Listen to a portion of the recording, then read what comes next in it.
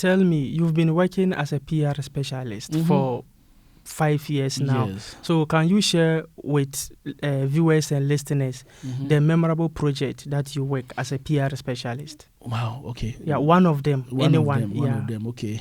When I came to, let me start from where we end, if I can connect markets. Okay.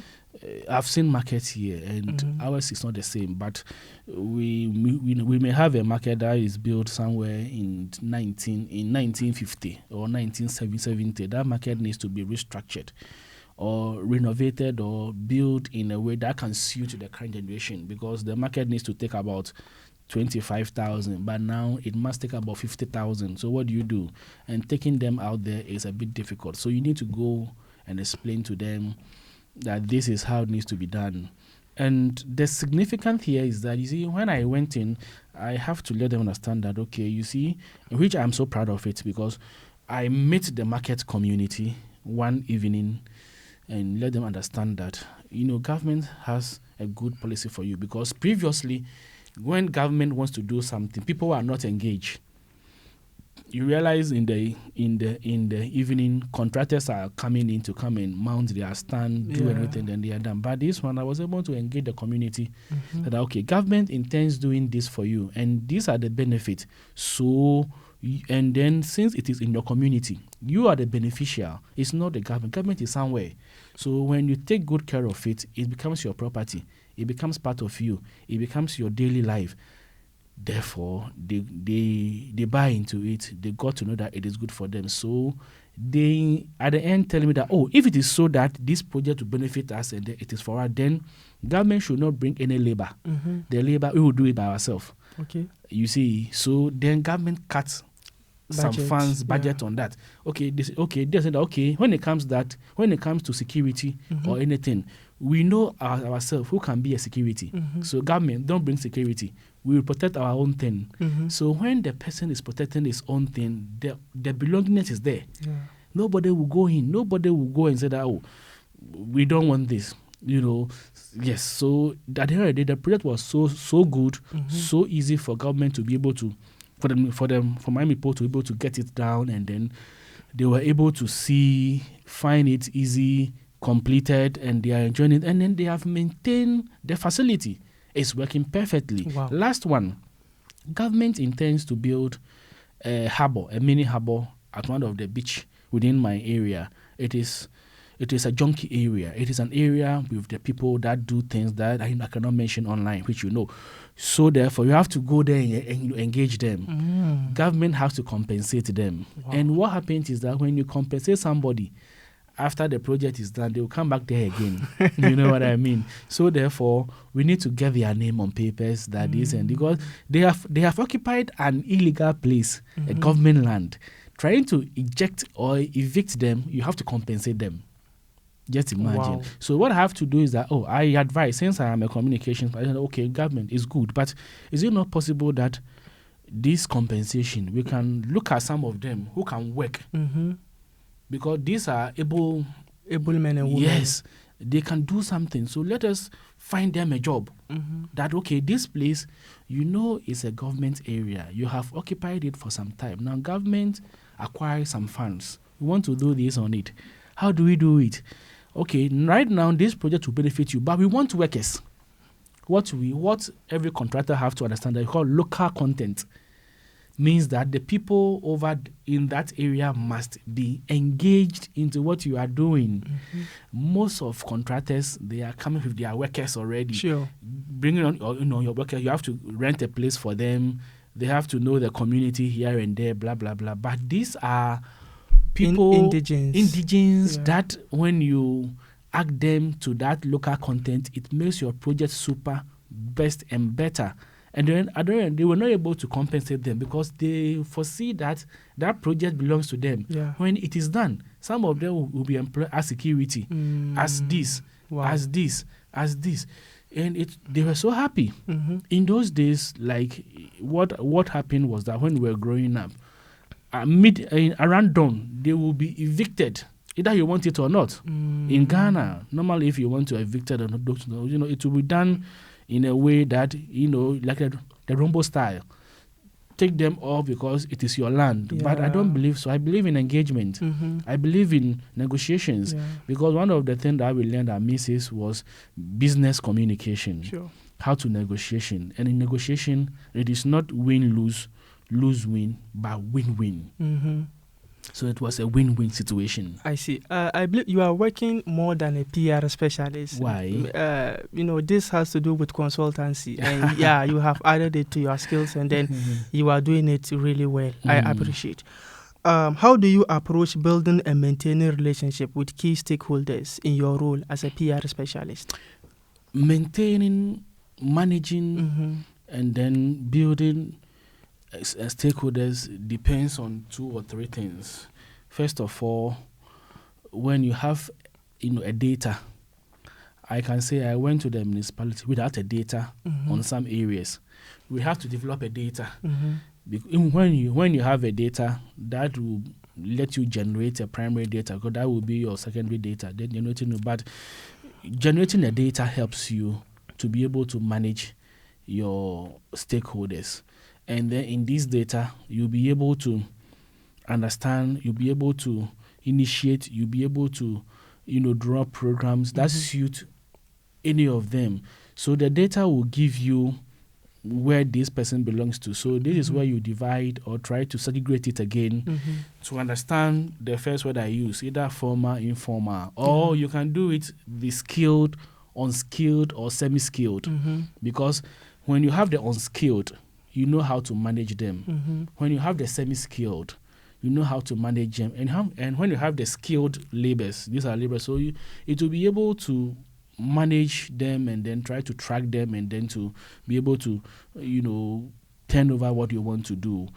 And how do you turn over them? This is where you develop a tactics.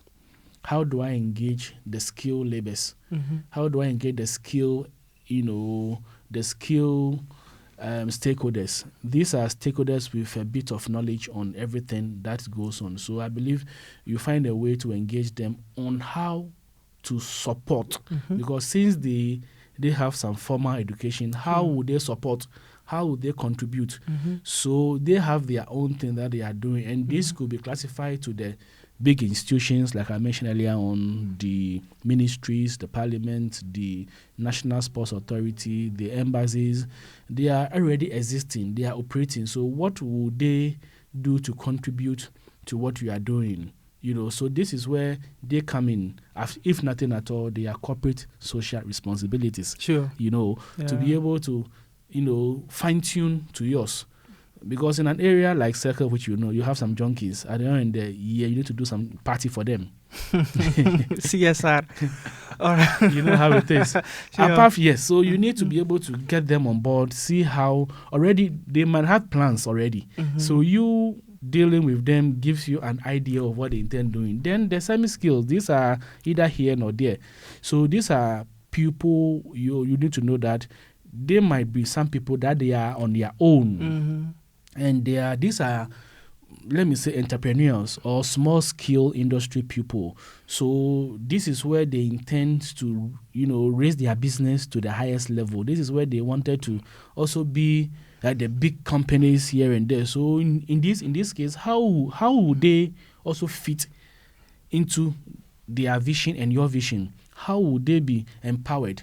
You just imagine after COVID, I have to come to you. How is your business moving on? What are the steps that you are taking as a municipality? We will support you. We are there for you, and we encourage you, because the more you stay in our municipality, the more we may get our business operating permit, we may get our license, we may get our fees from you. So we have to encourage such businesses, the semi-skills people, to be able to make it. Although it's difficult, although things are not happening the way it's supposed to be, but the word here is encouraging. The word here is to motivate them to know that, yes, it is not easy to come back, but gradually things will get back. So keep pushing, keep doing what you have to do.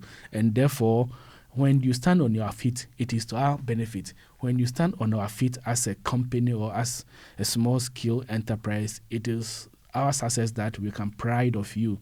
This is also the encouragement. And the last people, semi-skilled, these are people that you knew that they don't have any formal way of training, education, blah, blah. So dealing with them, like you made mention, you have to find also a means.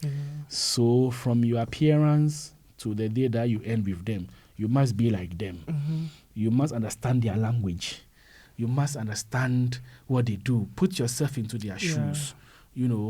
Give them the opportunity to express themselves. Let them express their frustration. Let them tell you what they are going through. Then it's like you and them are all in the same soup. So you console them. It shall be well. But is it not possible you move from this to this?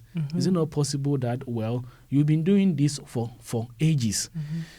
Try and turn yourself over. What are the alternative livelihood opportunities? So then you have to give them alternative livelihood opportunities, because apart from the one thing, there's nothing. And then that thing is not a skilled acquired. So you have to provide that person alternative livelihood. And when that person has that livelihood, you are sure of making what you want from the person. Sure. So you encourage alternative livelihood, and then you empower or support. All these things, when you bring on board, you get one thing: unity. You get one communication. You get the one standing ovation to let them understand that, well, when we are part of the ship, the ship will not sink. Sure.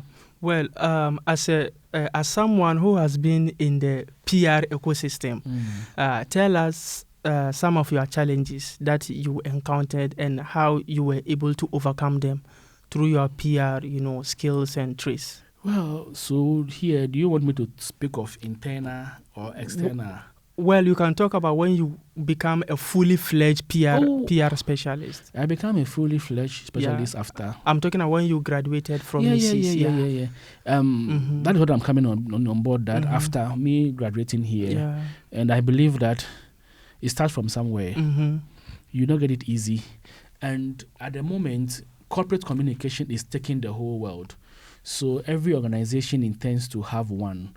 So you don't expect it to be easy, because you may go into it, and then you may see that there are some departments or some personnel that align to your job.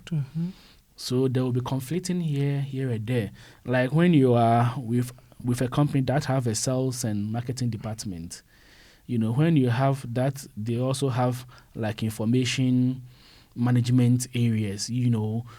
When you are with an organization without the proper layout, you suffered. Yes. And it is happening to so many communication specialists. Let me be honest with you. Yes, especially so. These are the internal issues that you have to face. But when you know your goal, because when somebody's work is ending, is where your work begins. Therefore, you need to be able to stand fast, in terms of the internal, to be able to know your lines, read between your lines, know your markings, and then do your work, because this is what the world is looking for. And there are internally again, there are other institutions too that does not know the work of a corporate institutions, what the corporate world do, corporate communication office, whatever you call it. These are the faces of your external audiences, and they need to be abreast with issues of the companies, but some of them, they don't give them the information, So it is difficult. It is a bit challenging when it comes to such areas, and how you have to convince them. You have to give them reasons beyond doubt that, yes, when your job finishes, that is where mine begins, So you need to be able to do this.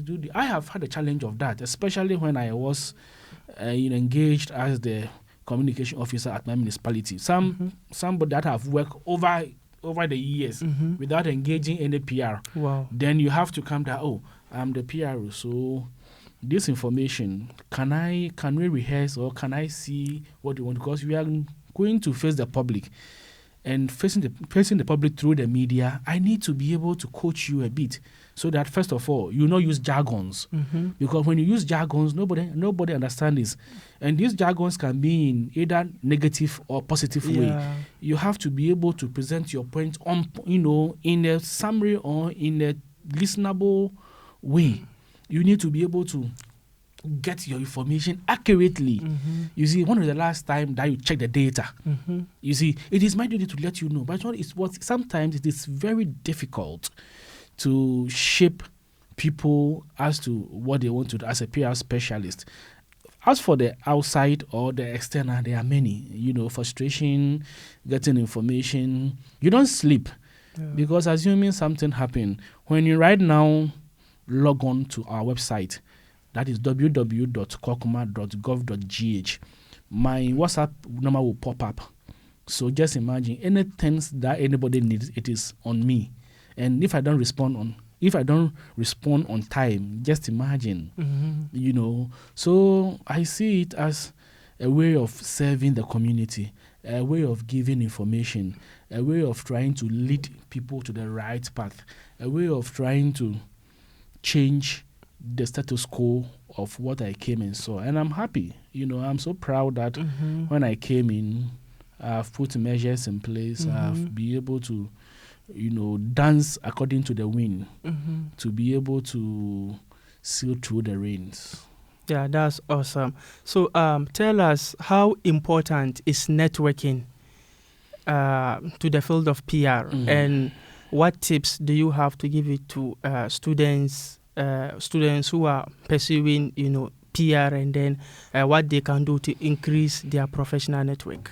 Networking is one of the areas that you have to master if you want to practice PR, or if you want to remain long in this job, because we live in the global world now, and living in the global world, you need that networking to survive. An example that I can give is that how do I come back here if not because of networking? So I completely are you laughing? Yes, it was through networking. Wow. Yes, I am back here. Yes, the government. If I did not network good here, assuming you've been approached to lead delegation here, whom are you going to call? Whom are you going to seek? So in this stage, wherever you go, you have to leave a good footsteps. Do your best to leave a good footsteps.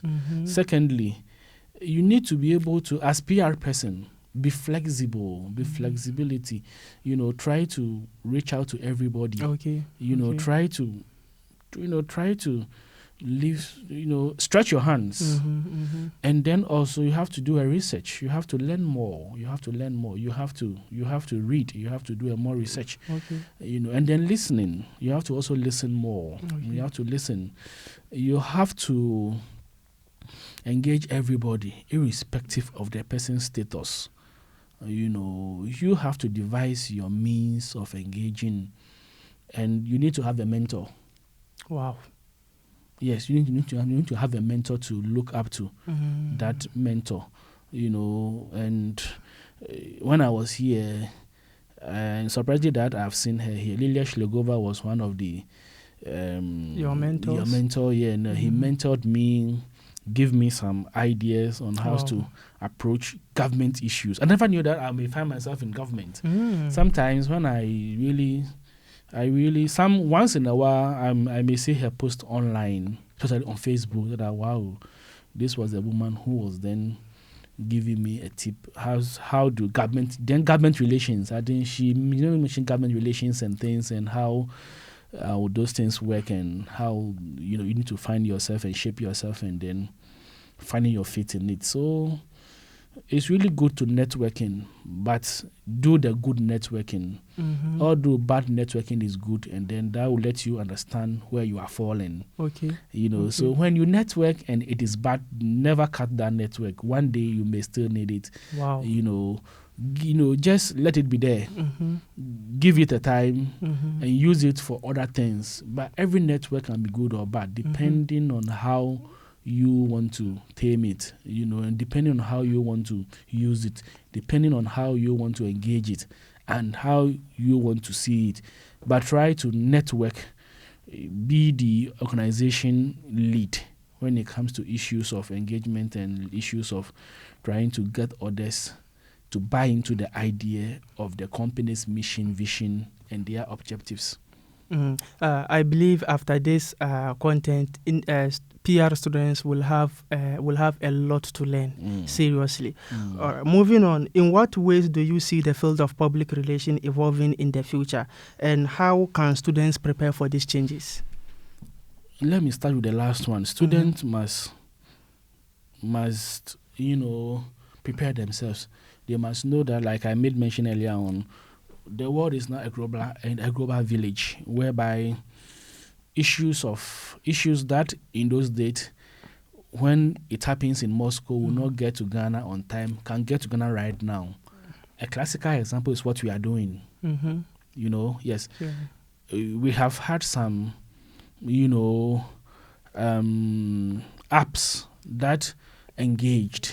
Therefore, we should all know that you must prepare yourself very well to the tax as PR, because what I've seen is that the job is now becoming lucrative. It's becoming something that everybody wants to join, because I've seen nurses, I've seen doctors, I've seen lawyers who wants to be public relations officers, who wants to be in the media. Wow. It tells you that the media job, they want to leave their work and come to the media. Yes, because you see that is what is happening in the work now.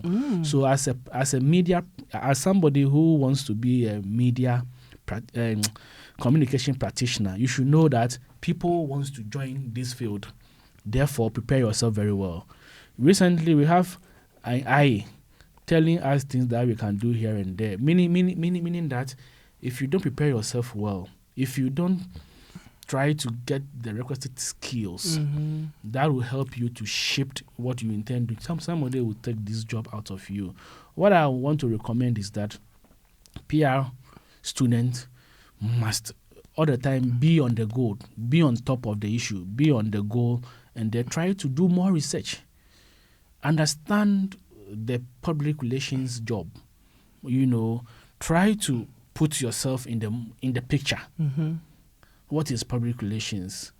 It's not about being the spokesperson. If you have that, 1+ is good, but you are relating to the public whatever the company is doing. Therefore, you need to be able to prepare yourself very well. Do the right study, get the right method, get the right tactics, and then you fly. If you don't get these things, you always lead your company into a bad image. And whenever a company gets bad image, it goes far. And you also need to know that this job is a kind of job that builds image. So image building is also an issue that you have to know. How do you build a company's image? This is where you ask for relevant things to be seen. And this thing can be seen through other channels that internet has provided. You need to also, through the channels that internet has provided, you can opt for the internet 2.1, which is very interactive. And how do you also interact with your customers online? Apart from online, how do you also engage them in other spheres? Those who don't have the Android phone, or those who are not people that may visit your site, how do you also get them? So you have to define tactics, and tactics are different, because when you move to Russia, maybe what I will use here, tactics, in Ghana, it will not be the same, because I've not seen Circle here. Sure. Circle, because of internet issues in Ghana, Ghana in general, I may not use much internet, because most of the people already have seen informal sector. So you need to meet them in a block, face to face. In a block, face to face. Although you can send an SMS that will appear on their phone, but how many people will check their SMS in this Ghana that we are? So meeting them face to face helped. When you have to do digital, you have to. When you have to also engage them online, you have. I'm surprised. I am just surprised that when I put my number online because when you log into our site, you see a WhatsApp pop there. We just want to test our pulse to see that, okay, how do customers will respond when it comes to property that they want to pay? And people are responding, but it was not as somebody who walked to the office on a daily basis. Oh, I am here to do an inquiry. You got it? Because the person will come from far, but he still wants to get to the office to do an inquiry. So it tells you that you as PR, either an upcoming or practitioner, needs to know your audience, know the continent that you are operating, know the country, know the town, know the city, and then you try to, get means to engage them. And when you do it well, you always smile. Because sometimes when you are being called by a politician around midnight, can you sleep again? No. Mm-hmm. Well, I'm very happy when you said you have to devise your tactics and then you have to do your research. When I started, my journalism career in 2015, when I was in Winneba, I was of the view that journalism is all about knowing how to talk and then sitting behind the console like this and talk. So my boss used to tell me, Farid, journalism is not only about talking. If it is about talking, then anyone on the street can come and sit here and talk and everyone will listen. But you have to do production. You have to do the production. So I remember when I went to Lilia last year in September, when we resumed for the autumn semester, and I told her about how, I want to do something. Then she introduced, this podcast, thing to me, and then she told me to come and see if I want then to write a project. So you can see that I wrote the proposal and sent to Lilia, but today is the day that we are officially implementing the project. Yes. Wow, wonderful. But we started, and I'm lucky to be the first guest. Sure. Wonderful. We started last year September, November. Yeah. But it has been it took us through through rigorous analysis, and then sometimes I do this, you will see that no, Farid, change it, the target audience, this is what you want, do this. So it is all about knowing your target audience, the strategy, and then the tactics. It's not only about talking. If it is about talking, we will have started early, but maybe it will have been a disaster. But because of her support and then her good mentorship, it is it is well, and then you can testify to the fact that we are really doing a human job. And I believe that during our time at MISIS, 2015 to 17, if we have had this here in Don Komona, like some of us would not leave Moscow. Really? So the studio? Yes, because I see this as a platform for students to practice their communication skills, their speech, their speaking, and everything. Because when you are able to do a mistake here, you correct yourself here, and in broadcasting, communication, journalism, it's about practical, it's practice. So when you have the practice here, I believe strongly that it will help. And I recommend that current students and future students should all be given a project here.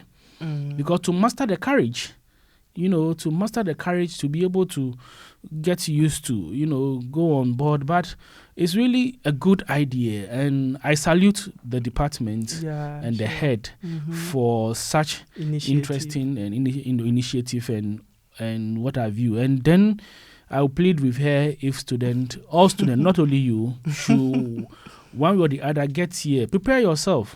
That is it. When you prepare yourself very well, it's good. Preparation is the key.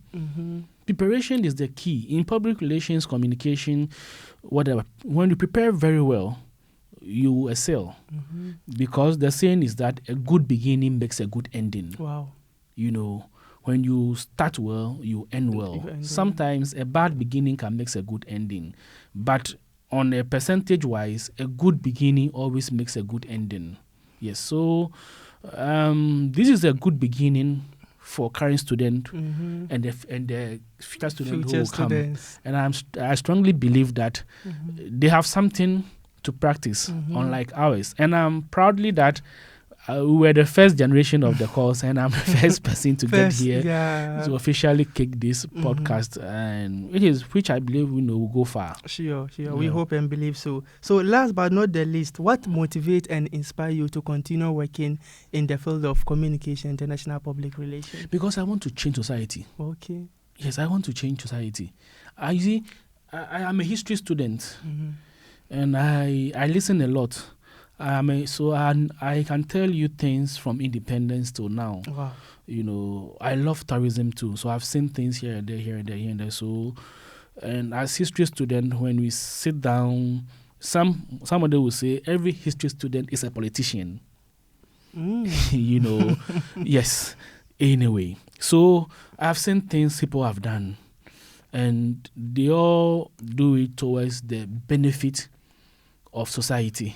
Same as to me. I believe through my skills, I may advise politicians, I may advise policymakers, I may advise spending officers to be able to change one or two things. And I'm making it. So my inspiration is that when I see community, society smiles, because I pass by my city and some will say, oh, you don't know me, I came there, this and this and this.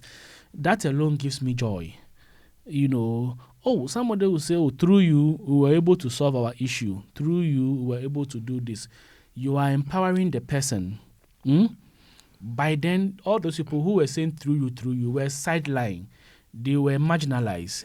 They were not given the field or the appropriate information or the appropriate channel. But through me, they have been able to get that channel, that appropriate, and whatever they intend doing. That is my joy. When you walk in town happily, it's better than walking in town and everybody will turn their back on you. That is my joy. Good name is better than riches. They say so, but that is not what we're talking here. Do you believe that? I believe so, but you can also live poor. No. You can't live poorer. Yeah. Yes. Man must eat. Of course, man must eat. And man must eat through a good means, so therefore, but the end point is that when you have society that understands government policies, program, activities, you are good to go. Because when they understand this, the word term here is you are promoting good governance. And when you have good governance, you are expecting that society will behave, will relate, and will perform what they have to do. So how do they relate? They relate to your policies. They will perform to what they need to do. Maybe somebody have to pay the tax. Somebody have to do certain things that he dare not. And somebody will also have to do certain things for the state. So when they have good information, they can relate, they can perform, which to me, it is the best for me. Thank you very much. Are we done with the questions? Yeah. I have more time. This is the last question, actually. I believe we have an informal session with you. Lilia has already indicated that. Yeah.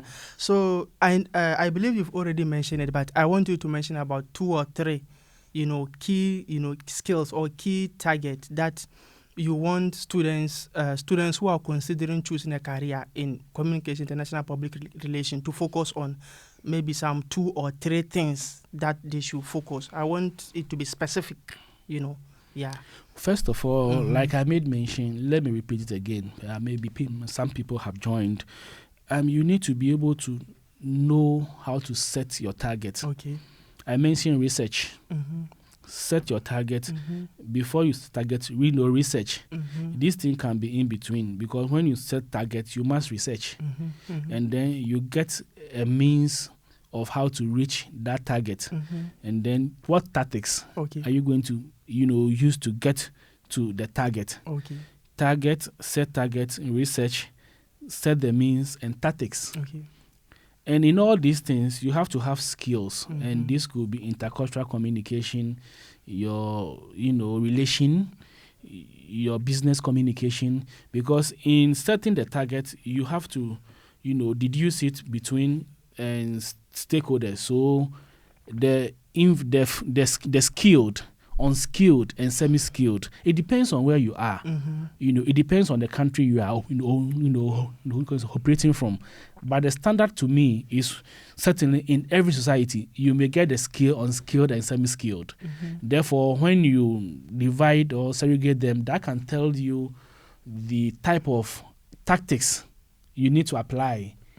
When you understand that there are low, unskilled, maybe then the unskilled must be, target more. So all depends on what you need to do. And also read more public relations work. Read other subjects, read other things that they've done, and put yourself in the mood as if you are practicing. And then, you can find your feet. Well, Mr. Hans, thank you very much for joining us. Thank you. So, viewers, listeners, as we draw the curtains down, I want to extend my heartfelt gratitude to our special guest, Mr. Hans, for joining us. Thank you very much for your time. And also, I want to say a big thank you to our faculty head, Lilia Bundareva, who has been supporting us since day one. Thank you very much for your tutorship, your dedication, and then your effort. It is your advice that brought us this far. And then, of course, our student support officer, Alexander Atamonov. Thank you very much, sir, for your support. Thank you very much, too. And I believe that this should be MISIS podcast to the world. If they don't want to relate it only to the communication department, because MISIS are doing more things and they need to be known by internationally. Aside the website, this must also be a tactics game, to also reach audiences. And I believe this program can connect wherever you are. How do you relate to maybe somebody, me being in Ghana? How can I contribute? How can I be a guest again? Find ways and means if we have to add Zoom and other tactics to it so that we can reach people worldwide. Aside this, when you want to engage guests, should they always be in the studio? What are the means that? Anyway, we'll talk about that. But this is supposed to be a MISIS project, like they have Project 1500. Yeah, thank you very much. And then, of course, my team members, thank you very much. Starting from Lolo Kosi, Lena, Belinda, Vumilia, thank you very much for your effort. And also, let me acknowledge the presence of Lilia Sheglova, our mentor during our internship. Yeah, she also guide us and then make sure that we will do the writing actually. So thank you very much for being part of Moscow Mingles, Tales of International Studies in Moscow. Your support, engagement, and enthusiasm fuel our passion to bring you more thought-provoking content in the future. Until next time, stay curious, stay inspired. This is Farid Mohammed Awal signing off. Remember, the adventure truly never ends. Goodbye.